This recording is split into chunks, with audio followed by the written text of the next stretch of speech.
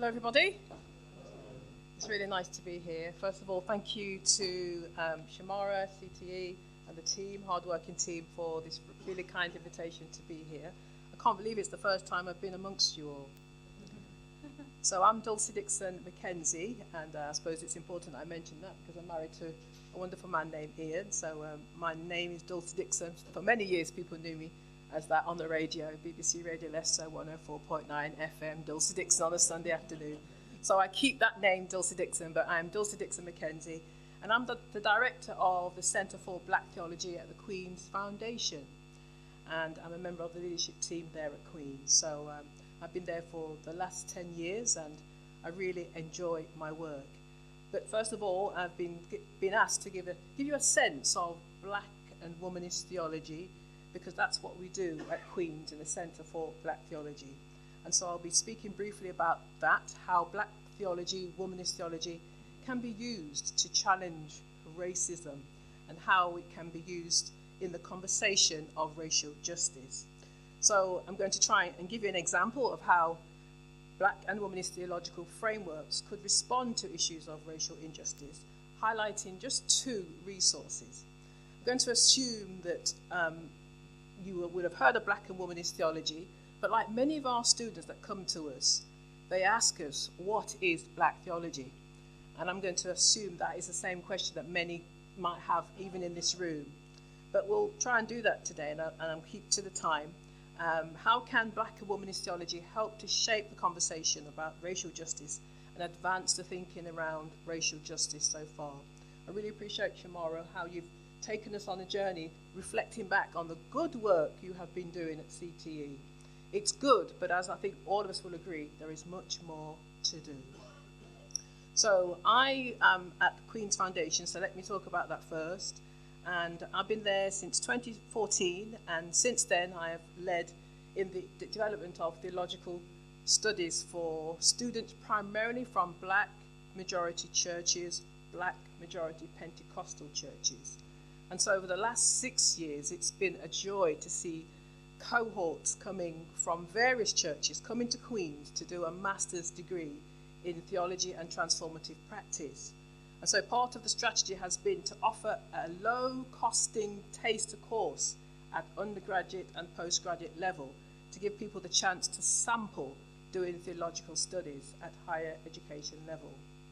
You may or may not be aware that formal theological education is not something that I grew up with. And I have to say, I'm a 60s baby, so I went to church. My parents, they were ministers. Like it or not, you will be in church. Like it or not, you will play the music, or you will be part of this congregation. So myself and my siblings, we grew up in church. And I have to say, I loved it. I felt safe in church, my black Pentecostal church. That's where I learned my trade, so to speak, in terms of speaking, playing the music, organising. All what I do, I attribute it to church. But would you believe, although I have had a lifetime of being at that church, formal theological education wasn't on my radar. You know, they would say, BA in what? Born again? Or they would say, going to the seminary? Seminary means cemetery. So it's not something that was endorsed. So I'm here as a product of a problem of anti-intellectualism. And although I'm here, I've had to break through that barrier. So that I would want to suggest is part of racial injustice, because somewhere along the line it has been, if you like, fed to us that it's not for you. And that and many other things has been fed down to us. So to see students coming from black majority Pentecostal churches wanting formal education that is theological to help them enrich their faith, to help them to help others in their faith, it's a joy. And so we are looking now for our next cohort, the 7th cohort, January 2025, and so we are excited about that. And still to talk about Queen's, it's an exciting time to be at Queen's. We now have a new principal, former Bishop of Aston, Bishop Anne Hollingsworth, and she's making the right noises. And I think she's got a track record, hasn't she, in terms of being part of interfaith and understanding what it means to be diverse in terms of theological training. And so earlier on this year, we were awarded a generous grant from the Church of England Racial Justice Union. It's good to see Dr. Sharon here. And that's going to give us now an opportunity to do even more deeper work in concerning racial justice. And so the work will be led by the Centre for Black Theology and the Centre for Research and Global Partnerships at Queen's. And there are three core elements. I won't say bore you. Of course I won't bore you. I'm going to tell you. It's a research project and to talk about the state of theological education for UK minority, ethnic, global majority heritage people. What a mouthful. That's what they're calling us nowadays. I'm being facetious, but there's a new name. Global majority heritage, that's the name now. So let's roll with it for now. Some say GMH, but let's go with global majority heritage people. So there's very few global majority heritage theological educators. Now that is a racial injustice that needs to be looked at. So we have the opportunity to investigate some of the reasons and hopefully make some recommendations to address that issue. And there are some churches worse than others, but no one escapes it in terms of no one has got it perfectly locked down, so to speak. So we'll be hosting a series of strategic events and mentoring a program for people who are aspiring and people who are already doing postgraduate theological studies. So the work of the Centre for Black Theology is very busy, and it's important to mention that in doing this work, it comes at a cost. It comes at a cost for you personally, and it comes at a cost for some of our students. Some of our students, can you believe, come to us to do black and womanist theology, hiding from their churches, hiding from their church leaders. You might ask why. Well, maybe at coffee time I'll give you a briefing. But for now, they have a problem with the word black theology. So let's have a conversation about that, shall we? Because black theology, the question is, what is it? I would often say it is a tradition that ensures the experiences of global majority heritage people are adequately represented in theology, particularly Christian theology and wider academia. Another answer could be black theology is a critique of white supremacy and power in theological thought and practice. And I was really moved by Bishop Paulina, your actual testimony, if you like. And so therefore it's part of understanding the impact of white supremacy. And black theology is a theological practice that challenges the myth, let's now call it a myth of white supremacy, that white people try to maintain. And the way they try to do that is by not valuing, listening to, or hearing the voices or the experiences of global majority heritage people. So black theology basically provides a critique and a language to address racial injustice. And one of the species of black theology is womanist theology. And I'll come back to that a bit later. But let's just talk about theological resources. And I want to first introduce in this conversation a theological framework that presents as a helpful start to engage with black theology and to tackle racial injustice. And you'll find in an article written by Emmanuel Latte in 1999, and you might say, wow, that's over 20 odd years ago. Although it was published in 1999, the question could be asked, I wonder how far we've moved on since then.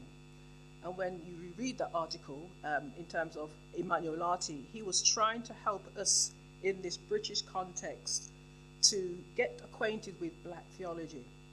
So he himself was born in Accra in Ghana and now lives in America, but he was once upon a time a tutor at Queen's. So he has an experience of British black theology, although he's moved on into another place to do the same theology in a different context. But for us, he's left us with a resource that we use with students to ask them to engage with it. And, you know, we heard about Doreen Lawrence earlier. So the death of Stephen Lawrence was what prompted Emmanuel Latte to write this particular article. And it's called After Stephen Lawrence, Characteristics and an Agenda for Black Theology in Britain. So just to remind ourselves, Stephen Lawrence murdered, he was exposed, he exposed the institutional racism in the police. Stephen was a young black Christian, 18-year-old innocent teenager going about his business with his friend, killed on the streets of London in the year 1993 by a group of white youths motivated by the colour of their victim's skin. So Stephen Lawrence was killed for no other reason but because he was black. So following his murder, there was no conviction, as we know, the narrative, and it was in 1999 that the Macpherson report prompted some hard questions about the attitudes of the police in this country, and there we have that term, institutional racism. Now, Lartey's article after Stephen Lawrence, Characteristics and Agenda for Black Theology in Britain, is a seminal piece of work, because what he found was, at the time of the murder, there were gatherings by church and community leaders trying to figure out an appropriate response. There were also valuable conferences in Birmingham, and apparently there was one on the Bible and racial attacks hosted by the Bible Society and Black Christian leaders. And there were some insightful papers and other spaces where the conversation was brewing. But what Lartey found then was there was little engagement in response to the murder of Stephen Lawrence. So he created this framework that I'm going to share with us in a moment, where racism is a theological matter, he said, and any racial attack is essentially an attack on God's creation. And this is what makes racism very theological, because it's God's business, in that God's creation is being attacked, being undermined, being oppressed, being marginalized. So God created human persons to live, to flourish. None of us at the time of our birth can choose where we are born. None of us can choose the choice of our identity, our gender, colour of skin. So an attack on humanity, on the human, is an attack on God's creation. And so Lartey suggests there are 10 characteristics of black theology to challenge racism. First, out of 10, he said, let's begin with creation. Being black is to be created in the image of God. Full stop. No discussion, no debate. To be black, you are created in the image of God. And he then goes on to suggest that to do black theology, you need to do so contextually, because it comes out of a context pertaining to a British context. And, in terms of understanding the British history, there's a saying, isn't there, that we are here because you were there. In other words, when you hear some of the, I'm going to use the word ignorant conversations, and I listen to LBC now and again. When I get bored of Radio 4, I switch to LBC. And some of the conversations, I think, wow, the damage our schools have done to the whole nation, because they really are ignorant about the history of black people, history of Africans enslaved, trafficked from the motherland of Africa, brought to places where they find that they were enslaved by this country, and years later, people still don't know. And so therefore, what is the context to do theology when it comes to black experience? This is what Lartey is asking. And then he suggests that to do black theology, and any theology for the sake of it, is to do so interdisciplinary, in terms of approaching it by way of articulating it and having those conversations with other disciplines. And so therefore, psychology, sociology, any ology you can think of, okay, theology can combine with it and have a conversation. Heard about chaplain earlier. When you do chaplaincy training and when you do human type of training, you need to understand the human being. And so therefore, interdisciplinary practice is a good idea, says Lartey. You may or may not agree. And then still with Lartey's characteristics, to derive values from an African, Caribbean and Asian roots. So from a British context, what are the values that Africans have? What are the values that Caribbeans, what are the values that Asians hold dear, that black theologians can help on a wider scale people to understand? And then he suggests plurality, interfaith interaction and dialogue. To do that in black theology is important. To work carefully and conscientiously, examining and weighing material with close attention.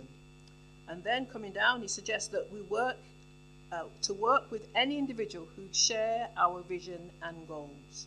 So whatever their background, if they are keen to address injustice, particularly when it comes to black experience, let's work together. Now let me just go on very quickly because I'm just keeping my eye on the time. Latte suggests that there are tasks. Okay, there are characteristics, but there are 7 tasks that need to be done. He said there's a biblical task, there's a historical task, there's a philosophical and cultural education task, and there's a socio-economic task, there's a political task, psychological and aesthetics. So when it comes to the Bible, again, working with black people and their experience, global majority heritage people, we love our Bible. So any attempt to address matters of racial justice, what does it say in the Word? And so therefore, this is where Latte is suggesting that there's a biblical task, and this is where theological education comes. There is a deficiency in biblical scholars who have a black understanding or global majority understanding. So in this country, in this context, where are the biblical scholars? And that's something for us to wrestle with. And in a theological education, this is what we need to be busy doing. Biblical interpretation are those who spend their life looking, studying the Word, far more than just for devotion, far more than to help with liturgy. It's about being able to challenge some of the thinking that is old and sometimes wrong.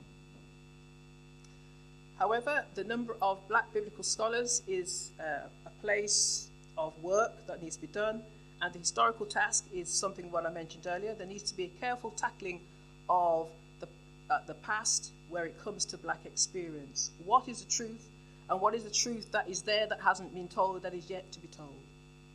And that can be taught in theology and all the other disciplines, and certainly in your faith walk. Wherever you are in your faith walk, what is the black experience that needs to be unpacked? So, keep my eye on the time. Let's look at womanist theology, because that is a species of black theology. And I want to finish off very quickly looking at St. John 7. So anyone who has their Bible, if you don't mind just getting that ready for us, St. John 7 at 4, the woman of Samaria, that's the text that I want to just finish off with before I sit down, in terms of understanding womanist theology. Because womanist theology, can you believe, is an area of theological education, conversation, discourse that is problematic. I've heard colleagues call it demonic. And so therefore, this is coming back to the personal price you pay for teaching this thing called black theology and womanist theology, and trying to use it to tackle oppression and discrimination and injustice in society. We are aware that it came primarily from an African American perspective, where we have African American women actually foregrounding their own experience in the God talk. And so they found early feminist discourse only reflecting on the circumstances of white middle class women. So therefore, white women were fighting for the right to work, whereas from an African American perspective, back in the day, black African American women didn't have no choice. They had to work. So as the saying goes, white women were suppressed, black women were oppressed. And so therefore, the coining of the term, we understand it came from African American poet Alice Walker, and she gave a nice, if you like, construction of how to adopt the word womanist theology and use it theologically. And a bit of background, really. So womanist theology is the term that African American women use. But I have to say, as an African Caribbean daughter, first daughter, living at home and being raised in that family, womanist theology was always there. We didn't need no African American term, because as a first daughter, second child, you were involved in the kitchen. I was mummy's little helper, ironing, cooking. At the age of 9, I was doing all sorts of stuff. But when I was 13, apparently I was cheeky. Apparently I was too big for my boots. So my mum, there was some stand-up conversation. There's only one woman in here. Basically saying, I am the woman, you are the little girl. And I mentioned that because that is where the term womanist theology comes alive, because it celebrates, if you like, the tenacity of the black woman. It celebrates the boldness of the black woman. It celebrates how the little girl who is acting beyond her age, that is something to be celebrated. And of course, something to be navigated, because I can't imagine me being cheeky, but I was cheeky apparently, but I needed some guidance to know what to do with these lips. And so, to be a womanist theologian means to embrace these 4 ideas. You are courageous. And once you're courageous, you are willful in your behavior. You're not girlish, you're womanish. So you're courageous. The second one is you're about the community. The community must survive is your mantra. So you're committed to loving and taking care of everybody in the community because everyone needs to survive. The third area for womanist theology is to love all things. Music, food, dance, the moon. Be a lover of all things. And the fourth area of womanist theology, what womanist is to feminist. Womanist is to feminist as purple is to lavender. So if you put together purple and the colour lavender, they are the same in terms of essence of colour. One is deeper than the other.